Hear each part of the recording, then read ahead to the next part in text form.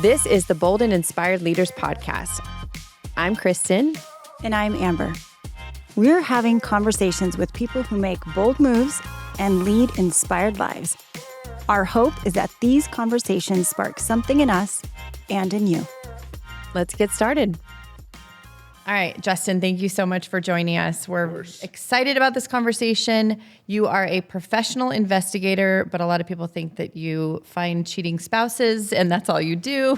It's true. It is a common misconception that professional investigators or private investigators, PIs, that we focus on cheating spouses and, shady business dealings, things like that. But there's a lot more that goes into being a professional investigator than, following someone around on surveillance. And I'm not going to say I haven't done that. I don't know how many hours I've spent, surveilling people in cars or following folks or, placing GPS trackers on vehicles or whatnot. So it is one of the arrows in the quiver of tools that we have. It's funny because almost every time you speak a sentence, I think of another question. There's so many. Well, then I'll shut up. I won't go into all the questions I have about what you just said because we're going to stay focused on something a little bit different today, which has to do with how a lot of people think that justice is very black and white. Mm-hmm. And a lot of people would wonder, why put forth effort and time into building a case or gathering evidence or gathering the backstory behind or for someone who has committed a crime. Right. We know they've committed a crime. It hasn't been proven in court, but criminal defense attorneys are representing people that they know most likely have committed a crime. Right. But now it's all about what, right? After when they go to court, it's about what? Well, if they're, I guess if I understand your question correctly, when someone has committed a crime or when they're charged with an allegation. And usually the prosecutors will have a list of crimes that they are alleging that this person has committed, even if they committed one act. And sometimes that list can be a little too long. Sometimes, in my opinion, I've seen it be too short. But generally speaking, it's a long list, somewhat of a laundry list of crimes that all apply to one act or set of acts. And so what we generally do is try and determine what the evidence shows that our client actually did and see if the charges that they are charged with apply to their actions. And then we try and determine if they, if there were circumstances that caused them to commit this act, if it was done with their own, by their own decision, whether they were forced to do it, whether they have a mental deficiency which made them not, or didn't allow them to know the right from wrong. So these are all factors that we look into when we're taking on a new case. Okay. Personally, what has shaped your perception towards justice? Because not a lot of us have really put a lot more thought into it than what we maybe see on the surface or what we were taught growing up. What does that make sense? Like, what has personally shaped your perception? So, justice for me, I think it could mean something different to everyone. For me, I've seen people that were charged with crimes that maybe they were around a certain situation and didn't make the best choices of who they spent their time with, but the charges that they were given didn't necessarily represent who they are as a person. You can have someone that lives a great life and then has 5 seconds of anger, and in that 5 seconds they hit someone. Well, if they've got something in their hand, maybe a pencil or a stick or maybe even a knife or a fork, that could be an aggravated assault. You could end up in prison for a 5-second decision. And to me, I think if a jury is going to be sentencing someone to, or finding them guilty, and a judge is going to be sentencing them, they need to know the entire context of what went on in this person's life in that moment. So they're not just looking at the 5 seconds and thinking that those 5 seconds represent the entirety of this person's life. Well, what if there's a consistency in those types of decisions and behaviors and moments in their life? Oh, yeah, that definitely happens. We've represented drug smugglers that have, been trafficking narcotics internationally sometimes for years, and they've made multiple trips over the border, or they've recruited migrants to carry bags across the border for years and years, and they stay in it. In those situations, it's not necessarily as mitigating to present their life story, because I think the repeat actions often can be detrimental to how a jury or a judge sees that person. If someone might have gotten into a situation, I can tell you an example. I represented this girl who was charged with sex trafficking. And A girl yes, who was charged with sex trafficking. That's not something you hear every day. it's not. So this girl was charged with the federal crime, if I remember correctly, was sex trafficking through force, fraud, or coercion. And on the onset, it sounds horrible, and it was. What she was involved with and the people that she worked with were involved, were just doing some horrible things. So when I got into her life and really started investigating what led her into that role, what I found was she was an abused daughter of a very sadistic set of parents. She had a horrible childhood. She ended up as an online prostitute, sex worker. She was a stripper, and she ended up getting into a relationship with a guy that she felt was her boyfriend. He was actually a pimp. And then he started having her do some of the managerial aspects of his prostitution ring. And so that in our industry, it's referred to as the bottom bitch. I hope that's okay to say on here. Yep, it is. So This is all a part of the curiosity of your world. Yeah. and so what that girl does is she acts as somewhat of a manager of the other prostitutes for the pimp. So But while still being under the control of someone else. Exactly. She's not acting in her own free will by any means. 100%.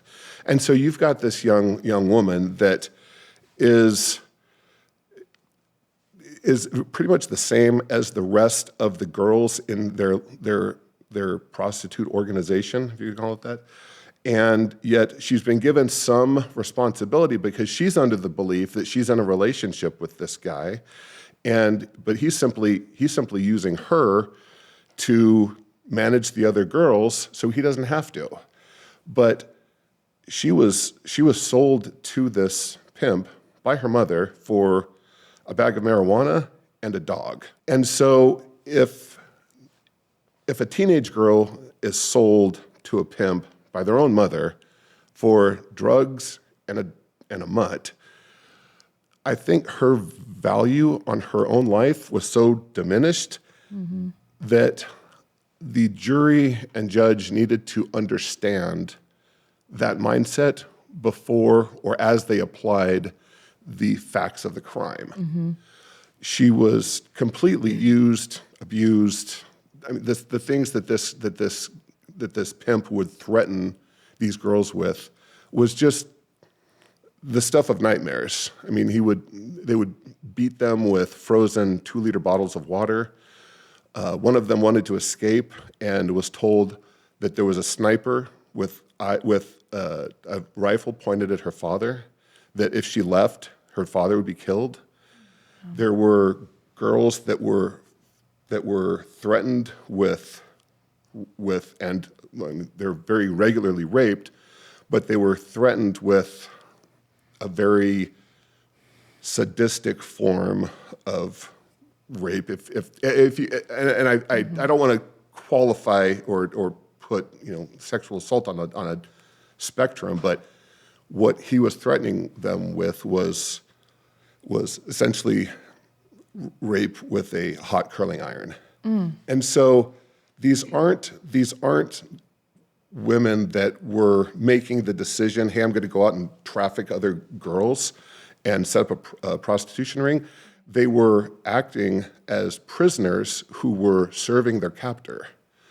And so a black and white person looking at that case might think, well, she was in violation of Arizona Revised Statute XYZ, or, United States Code this, because in this case it was a federal case. Therefore, she deserves this sentence. In Arizona last year, there was a law that was voted on for sex trafficking sentences and whatnot. And that was one of the discussions that came up and that I had shared a couple of times with some lawmakers that were discussing this. I said, well, the voters are going to vote on this. Let me at least tell you what some of the nuances are to this type of crime. They're not always willing participants, although they are participating. Yeah, that makes sense. And it's eye-opening to hear stories like that. Is that one of the particular cases that's challenged? It's challenged your own beliefs, or do you have one that really? That was definitely one of them. I've had others where there was this guy that got involved in a drive-by shooting. While he was reported to be the one who pulled the trigger, when I looked back into his life and saw the nonstop amount of abuse by, people like to throw the word Nazis around, but we're talking about literal ones that were beating and abusing him and raising him as a neo-Nazi. And so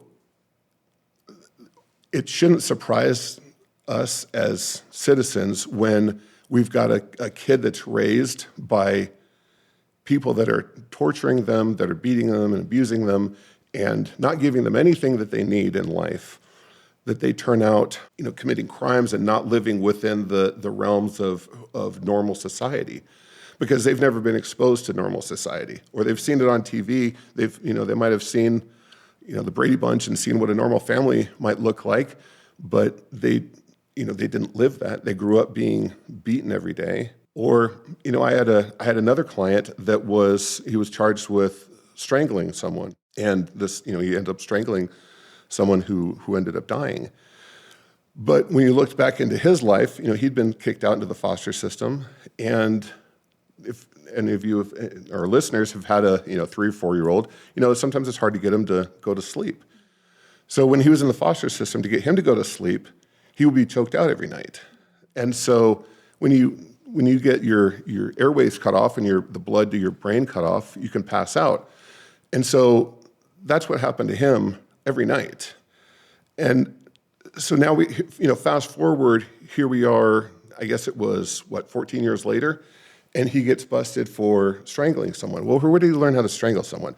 His only sense of home and comfort and care was with these foster parents who taught him that strangling was a natural, normal part of life, and I'm going to strangle you every night until you pass out, and I don't have to deal with you. And so he did a horrible thing, and this isn't a justification for that, but it puts into context what he was experiencing when he committed his crime. And so when people in the defense community say that these crimes are nuanced, it's not because we're bleeding hearts, because I don't feel like I'm a bleeding heart. I feel like I'm a pragmatist, but I think that people need all the information. If you've got a young boy that was strangled every night and then ends up strangling someone, I think the jury needs to know that. I think the judge needs to know that, because it's a different situation when a guy like that commits a crime compared to a guy like me. If I went out and did the same crime, I was raised in a great home with loving parents and private school and all sorts of opportunities. So for me to go out and commit a heinous act like that is a lot worse than this kid who is just reacting in the way that he's been taught his entire life. Mm-hmm. And so what I hear you saying is, without minimizing impact to any victims, that what happens in that moment, there's more to the story. Oh, 100%. There's always more to the story. And I think the equivalent of that is, those are big macro examples, but equivalent of that is if everybody thought about the worst moment where they acted the worst that they ever have. Everybody has one, multiple. Right. Yeah, because we're all imperfect beings, as Chris and I always talk about. We're a bunch of imperfect beings running around. But you think about that moment and you go, and you ask yourself, you say, was that me? Was that really who I am? Almost all of us are going to say, no, that's not who I was. Mm-hmm. I was just acting out as a result of, and then you have all these other things. And again, that's not to justify the action and that's not to minimize the impact on any victims, but it's to say, what I hear you saying is there's more to the story. And your job seems to be finding out there's more to the story. What other parts of the story does the judge and the jury need to know? And the families of the victims too, sitting there listening to that and getting perspective, and maybe do you have stories of where you've actually seen a transformation in the reaction of the families, the victim families? Yeah. So after finding out the information that you share. Yeah. Because it seems like that would give you having answers when you're having to reconcile something that seems so senseless, maybe as the family member of the victim, getting answers and having more information seems like would give them some sort of peace. Oh, it definitely does. So in Arizona, we've got what's called the Arizona Victims Bill of Rights. So this was passed, I believe, under Fife-Symington, whatever it was many years ago. And it prevents us from having victim contact in state court cases. So if a case is filed in Maricopa County Superior Court, for example, and it's a homicide case, we are prevented from talking to the victims' families because they are protected by this Victims Bill of Rights, so they don't have to have any contact with the defense. I think there's likely an argument for that, and that probably works out for some crime victims, and there have likely been some on the defense side who have abused their ability to have contact with victims. But we often make requests to the prosecutor to say, we'd like to talk to the mother or the spouse of this person that, was killed. And, it's their obligation. They're supposed to go to the victims and ask if they would like to participate. And that's a process we go through. This was recently up on appeal in the federal court system. It just came back, I think, 2 weeks ago. And for a short while, they were going to overturn this Bill of Rights, but it's holding steady for the time being. But when we get that opportunity, and I'm trying to think of how many times it's actually happened, that a crime victim has been willing to talk. I had a guy who... Not very many. No, Yeah. No. I can think of one where the wife agreed to an interview, and it was with a prosecutor that I really worked well with and had a great deal of respect for. His name's Ryan Green. We had a case together, and I had sent him an email and asked if the victim's wife would meet with us. A brief overview of the case: my guy had gotten out of jail on pretrial release. Someone bailed him out. He ended up in a condo in North Phoenix, and didn't realize that this condo was, he was hanging out with squatters who had just moved into this place. So the landlord came by, who was armed, and my guy was there. He didn't have a lot of information about this condo, the ownership. He opens the door, and this guy is standing there with a gun. My guy shoots him, and that guy died. So I made a request to meet with the landlord's wife, who was a wonderful lady. And I was very nervous going into it because I didn't know how she would see me, or if she would feel like I was degrading the memory of her husband or trying to cast any type of doubt on what he was doing or in any way, trample on his memory. So it was a very difficult interview to conduct, but I was able to talk to her about her husband, and her husband's name was Steve, and about that morning. She was with him. She went and they were checking on their various investment properties. They saw a light on in a condo, so he went up and investigated what the deal was with the light. He had a key because it was his place, and was shot. And it was a horrible loss for this family. He was a wonderful man. They seemed to have a great marriage, and it was a tragedy that no one deserved. But we were able to sit and talk it out a little bit about what she wanted, what would feel like justice for her, and that's something that we as the defense don't always get. We don't get to know what justice for the victims necessarily feels like directly from them. We have to hear it through the prosecutors or through the judge, and it's not the same. So unfortunately, in Arizona, that's the situation we're in.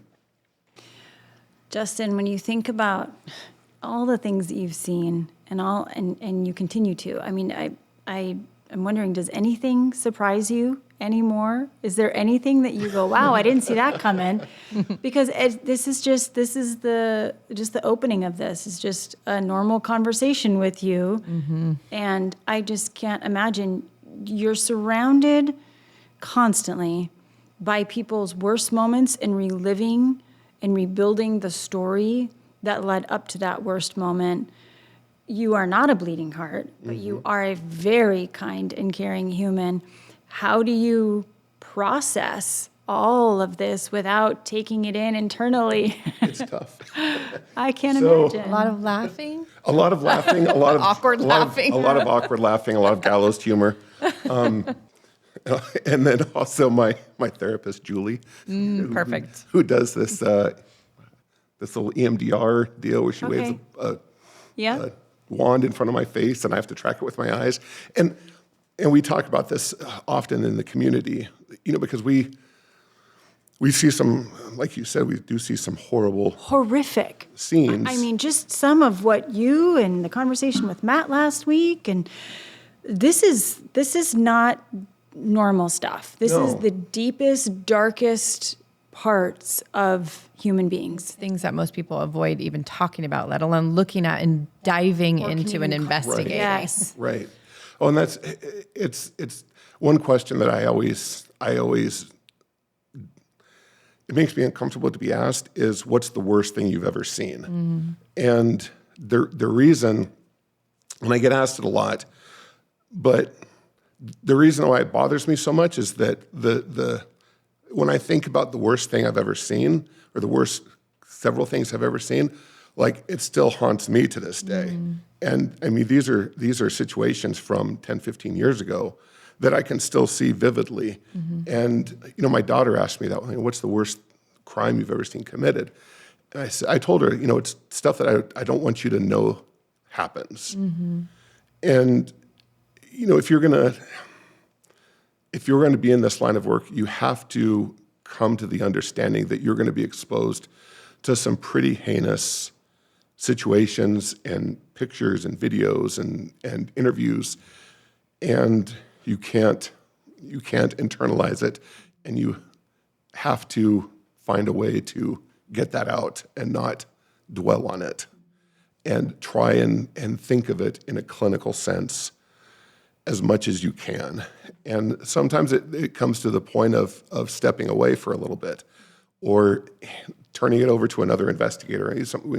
I'm lucky enough to have a group of, I think there's 8 or 9 of us in my office now, and if something is especially traumatic, or for me, I had a homicide case where the victim looked and was at the time was about the exact same age as my daughter, who was at that time. And I went to a meeting with the prosecutor, and we went through some of the pictures, and it really bothered me for a long time. And it's stuff that I don't want to expose my staff to, I don't want to expose other people to. And it's hard to clear it out, myself. Yeah, it's understandable why people would ask that question. But I think about if someone asked me that question, what is the worst thing that ever happened to you? What's the worst thing you've ever been through? Right. Just even saying the question out loud gives me a little bit of an emotional response Anxious inside, because you response. think of something right away, Right. and you picture something right away.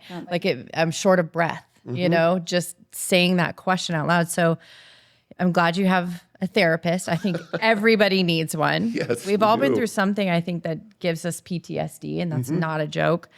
And a rock star wife. Yeah. Yes. Yes, I do. Definitely. Yes.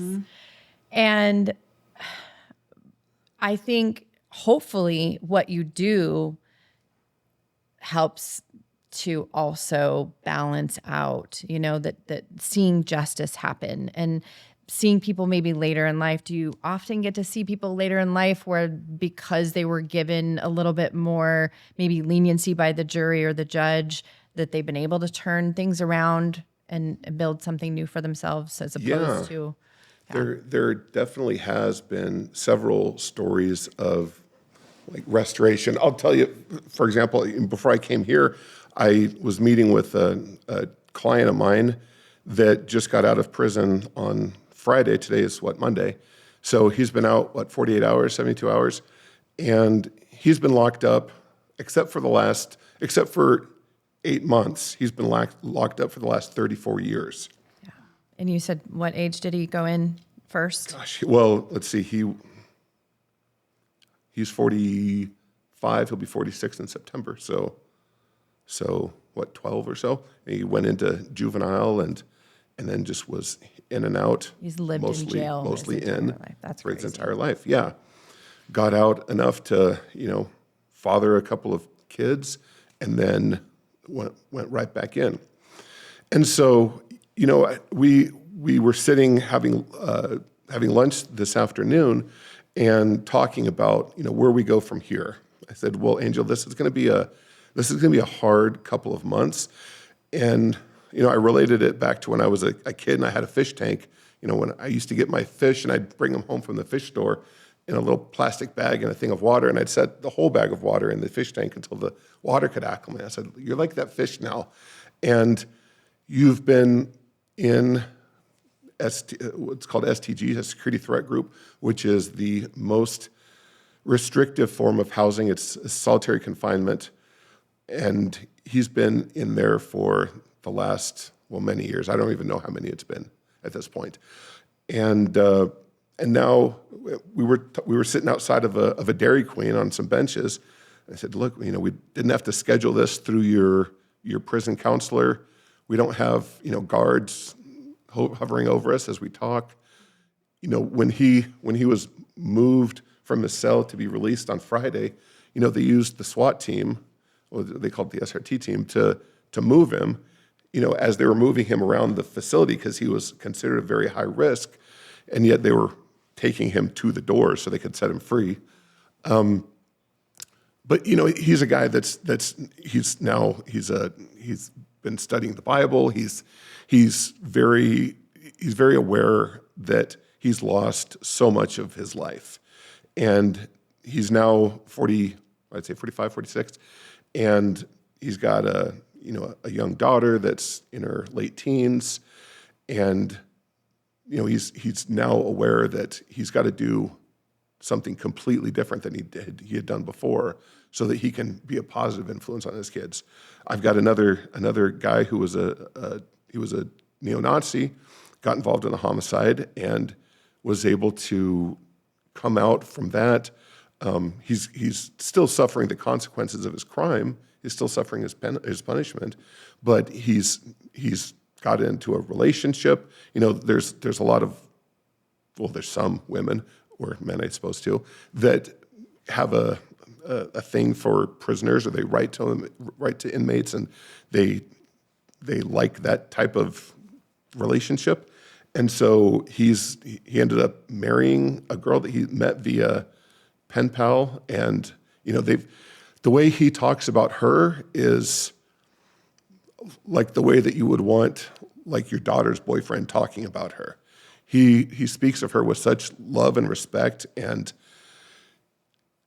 he realizes that some of his actions earlier in life have caused him to be separated from her now, even though this is how they got together.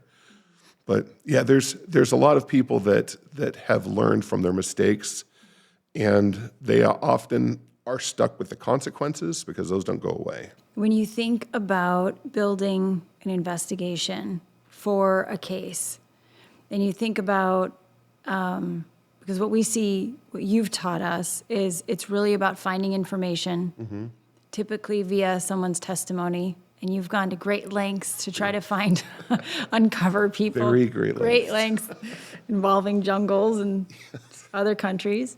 Has there been a case that stands out to you where you found that piece of information and it just dramatically swung the case, either from a legal perspective or even from a moral perspective?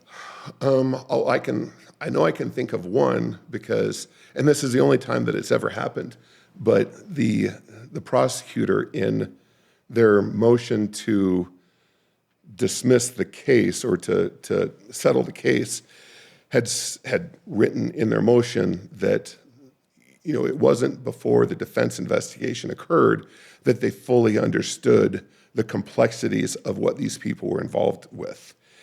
And, these were federal agents that built the case for the U.S. Attorney's Office, and it was, me and one attorney that took it down and showed this prosecutor, look, this might appear, based on what your agents are telling you, like all of this happened. I know our listeners can't see me holding my hands up, but really what happened was just this minute thing.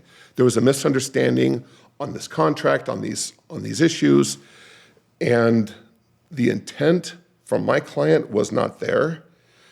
All of this evidence shows that it wasn't, and he in his motion to settle the case put that in there. So that was the only time that it had ever happened. It's never happened since, where they've acknowledged our work to settle the case in a federal motion. Wow. The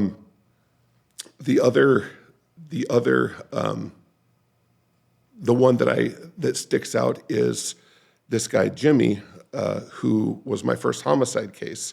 This happened in 2007, I think, and he's been locked up since then. It's now 2025. In fact, there's a hearing started 30 minutes ago to determine his release conditions because, I had him back 10, 15 years ago.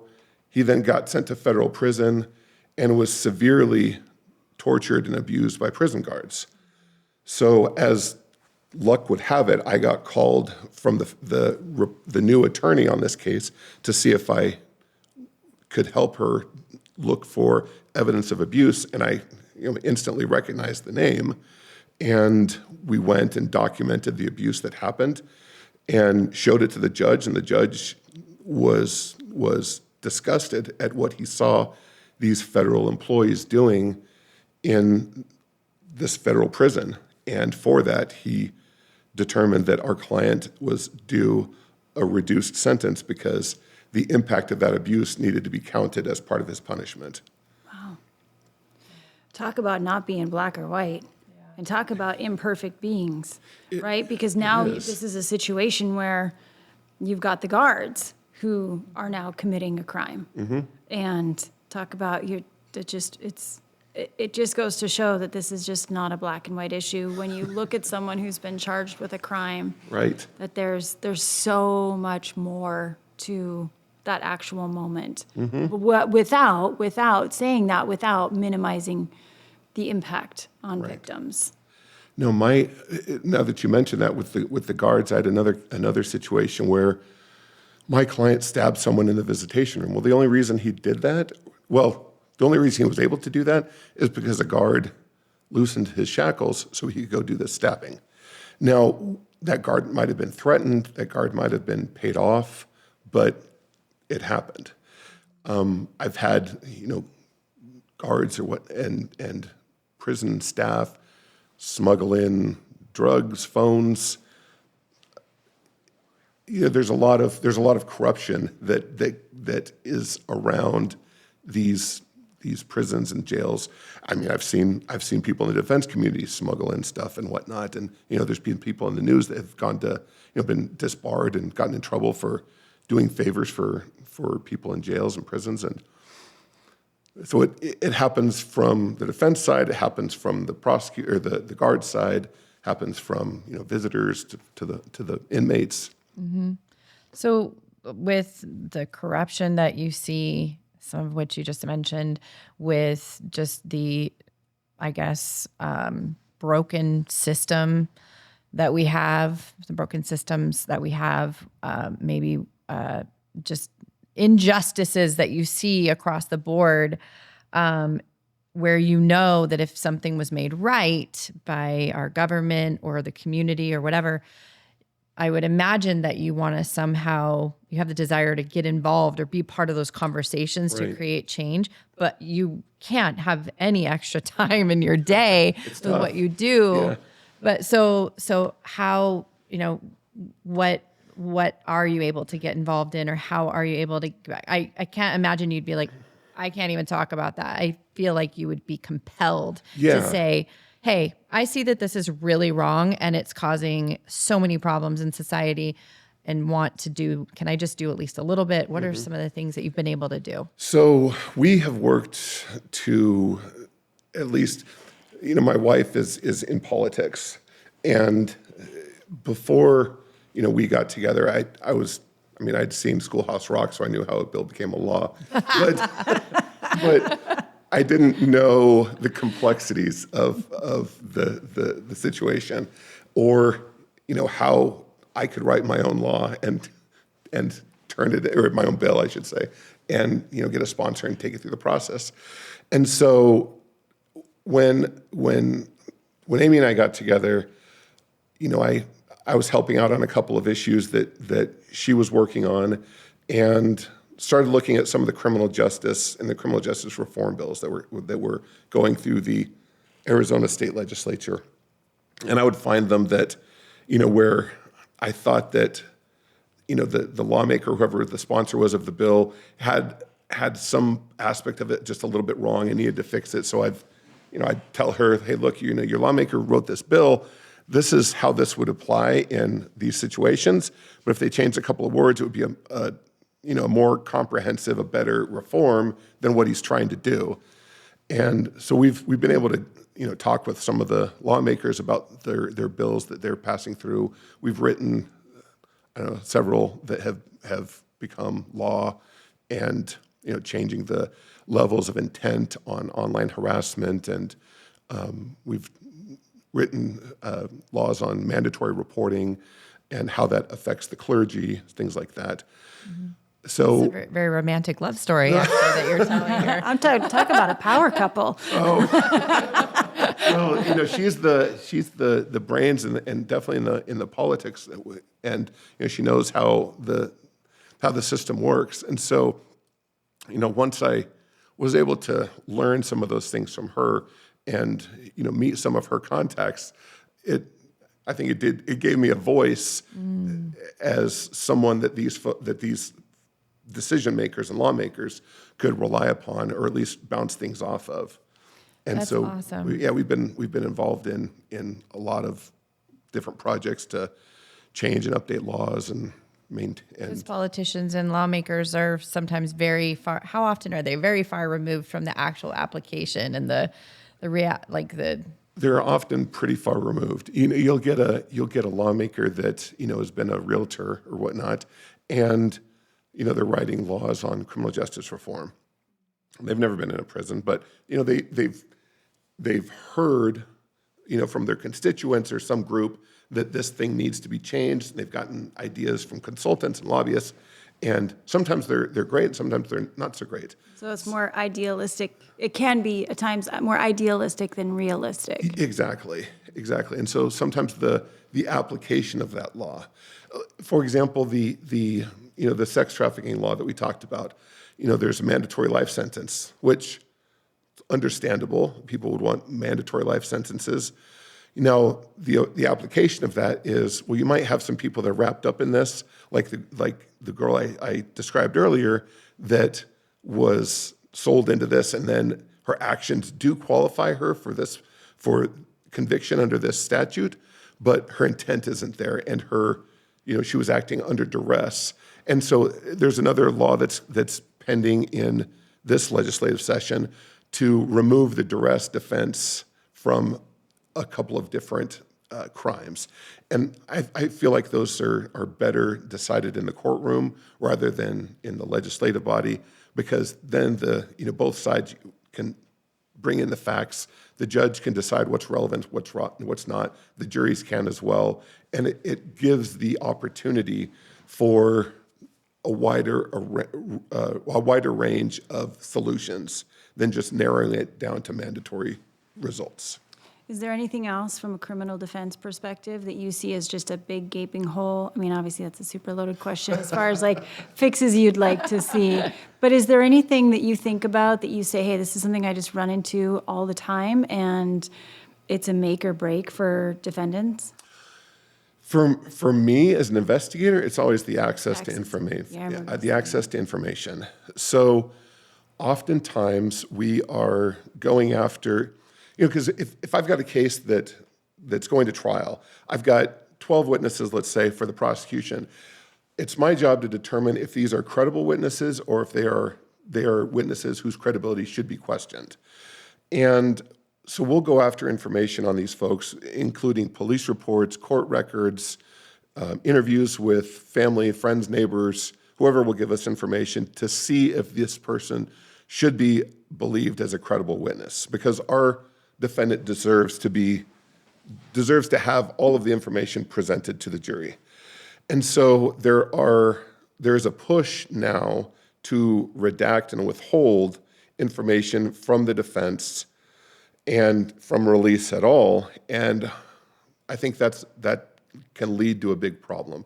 Because anytime that you're closing off access to transparency and saying, well, don't worry, the government will give you what you need and we'll decide what is valuable to your case or not, I think that's a big issue.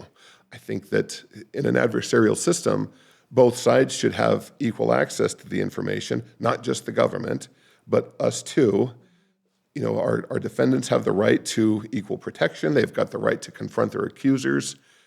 And people often misconstrue our efforts as advocating or cheerleading for their actions, which it's not. We're just trying to present the full scope of facts to the judge and jury and those that are making these decisions. Mm-hmm. Well, just shifting gears a little bit. So we produce your podcast. You do. Truth Be Found. You do. And it's really exciting. And we talk about this a lot when we first went and met with you.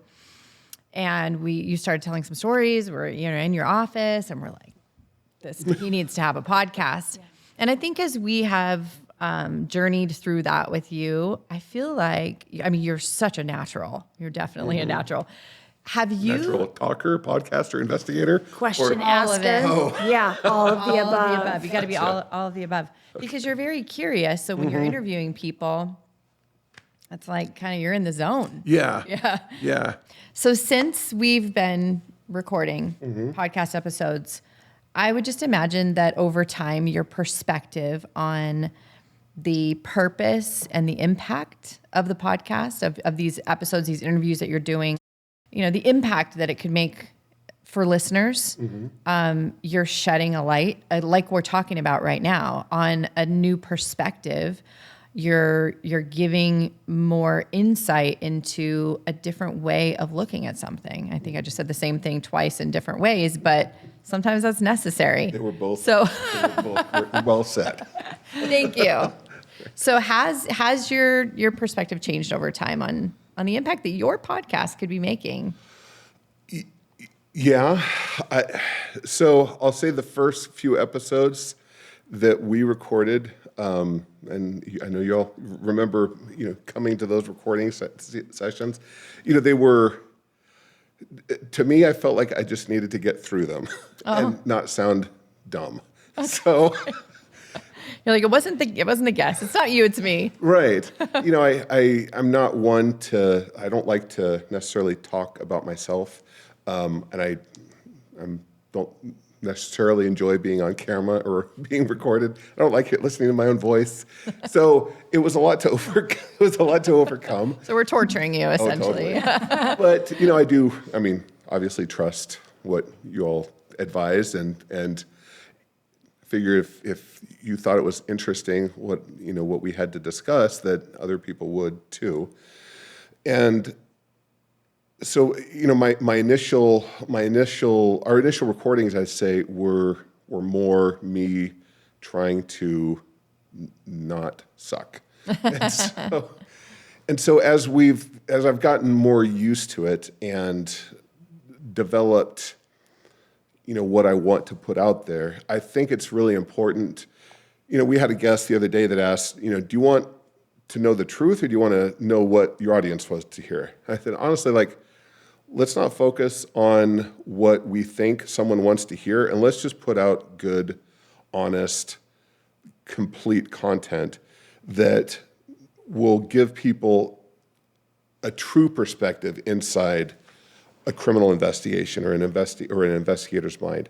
Because and not to disparage any of the other shows out there, there's a lot of podcasts that live in this true crime bubble or arena.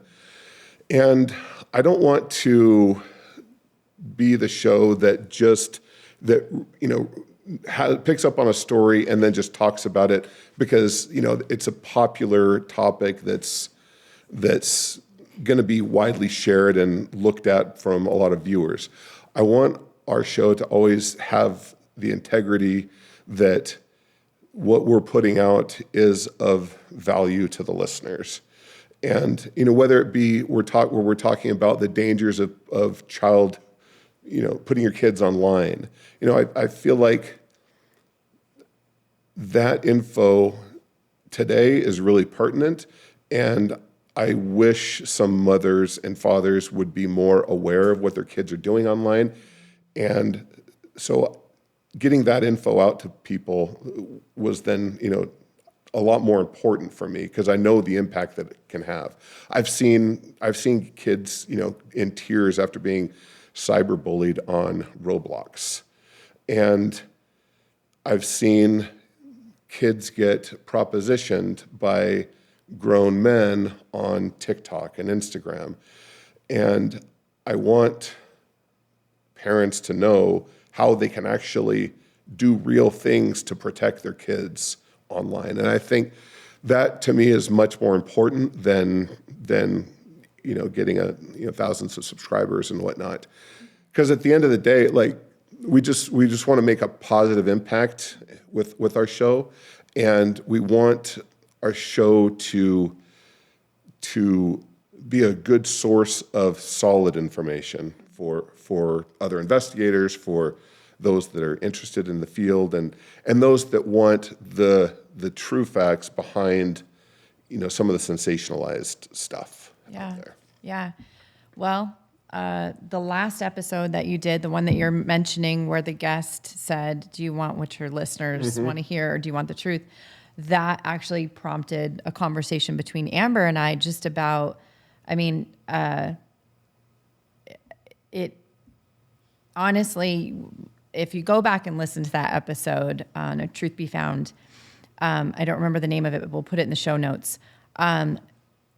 He talks about why he joined a gang, and it had a lot to do with not having a male figure in his life that was a good example. And I don't know, maybe some people listening, that small fact will get lost, but that was the thing that stood out to me the most.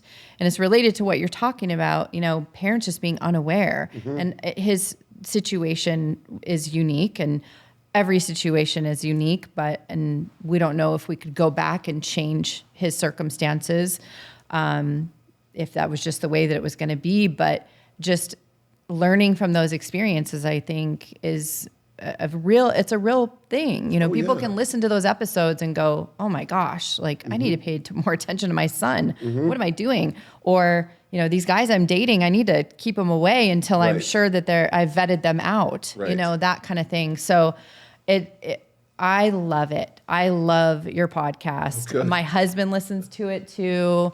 And he doesn't listen to most of the stuff we put out there. He's so supportive, but he's definitely into that. And He doesn't wait for this episode to drop every week? oh no, not the inspired vibe. Well, he'll watch this one, of course. Yeah, this one he'll tune into. So, but anyways, no, I think it's really awesome. And it actually, sparked the conversation between Amber and I saying, we don't want to just record these. The reason that we started our podcast was because we were in the middle of a pandemic and our clients were having to pivot. Our clients were in desperate situations, not really knowing how to react and just taking everything day by day. And then next thing you know, like we always say, the 7 days to slow the spread, 14 days to slow the Right. spread, 2 weeks to slow the spread, like on and on and on. Yeah. And even our own business was a big part, event production. So we literally could have just said, gone into total despair or we could have pivoted, which is exactly what we did. We took like 1 day to lament once we realized like it's all over, Right. we full event production. And we were inspired by our clients, they're just like, no, I'm not giving up, and I have customers and they don't want me to close down my shop. And so I'm going to figure out how to get to them, the products and services that we have, and get online and all those different things. So we brought people on to just talk about that and just, what are you going through? How did you pivot? What inspired you? How do you keep hope alive? Right. How are you keeping the doors open? All those things. How are you coping? How am I coping? Yeah. Well, no, I was saying, we were asking them, how are you Gotcha. coping? You are coping with your EMDR. Yes. I think your podcast, we came down for that episode last week just to hear it live, and your podcast content and every, all of our clients and what they're doing is just, I'm constantly amazed at what we're able to be a part of. And yours is amazing when you think about the podcast episodes with the Rachel Hansen case. And I just, there's been moments in this business, and a lot of them have happened around you and your content, where when Kristen and I pivoted from events to doing more, of the agency side, the things that you're bringing to light, the conversations that you're having with people, it's next level. It's next level to be a part of it, because what you do and what you do for people through your process, through the investigation, it's literally life changing. It changes people's lives. Yeah. And there's stuff that do you ever say no to anybody? I mean, of course, this is being I recorded. should. Yeah, I know you should, but you seem to be the person that, people call and you seem to say yes, and with whatever you can do. Yeah. I mean, I do. I feel like I get called upon quite a bit. You don't. Most people don't want to ever be in a position where they need to call an investigator, and come solve some issue for them. We often see people at their lowest point, and especially we've done some civil and family law work with divorces, and then we've handled mass murders and like nationally known cases. Yeah, oh yeah. Arias, Oh yeah. Jody Arias. Yeah, and then these MS-13 cases, anywhere from Long Island to Long Beach. We've been all over the world in our work, from Hawaii to France and Central and South America and Mexico and Canada, and some cases, especially like with family law, you got people that are normally good people on their worst behavior, and a lot of these criminal cases, you got people that have done horrible things, but they're on their best behavior, and so we get to experience a really wide array of situations and personalities, and and matters that come to our office. And we try and handle each one with as much care and focus on what our client needs more holistically than sometimes even I think they understand. I'll get calls and people say, well, and can you get me this info? I say, well, why do you want it? Mm-hmm. And I think it's part of our ethical obligation to know like what someone is intending to do with some piece of info, and then protect that if it's a worthy cause. We're not just hired guns, but a lot of thought has to go into even the accepting of new cases, because you want to know if you're the right fit for this person. If you're just going to take their money and not be able to deliver, because that's something I hate. I hate getting hired to do something and I can't, if I wouldn't be able to produce. So if in those cases, I would try and turn those to someone that had a different skill set. Sometimes it just does. I can't recover files in a burnt computer, but I know the guy that does. So I'd rather bring that guy on than charge these people myself. But yeah, we do try and stay as client focused, and we discuss as a team like what a win looks like, because that can be sometimes changing. A win in one case might be getting our guy a life sentence because he was facing execution before. So if he gets life in prison, we're all doing dinner and high-fiving each other after court. Another win might be to get someone reunited with their adoptive or their birth mother. We've had that, or birth fathers and whatnot. Another might be to just connect with a witness enough so they feel comfortable. I had to talk to someone over the weekend that has never been to the United States, that lives literally in a jungle in southern Mexico, and say, hey, if we come down there and get you, would you come on a plane that you've never been on a plane before and fly to Mexico City and then to Tijuana and then go meet with the Border Patrol and see if we can get you a temporary visa? And if we can do that, we're going to drive you from there to Phoenix, and you're going to get up on the stand and sit in a courtroom and testify in a murder trial in a country that you've never been in a language you've never experienced. And she said, yes. I said, yeah, I'll do it.